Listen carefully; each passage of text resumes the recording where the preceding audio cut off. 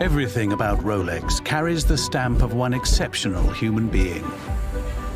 Founder, pioneer, visionary. Hans Wilsdorf is synonymous with the philosophy of enduring excellence that is unique to Rolex. He was an entrepreneur and an altruist with a philanthropic spirit that goes far beyond watchmaking.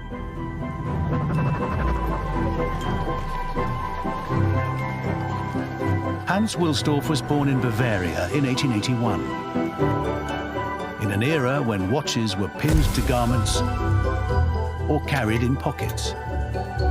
Wristwatches were considered women's jewelry. Nobody thought it possible to make one robust enough for everyday use. But at just 24, fascinated by watch movements, Hans Wilsdorf ignored the doubts of his peers and began his campaign to make a wristwatch fit for the active lifestyles of the 20th century.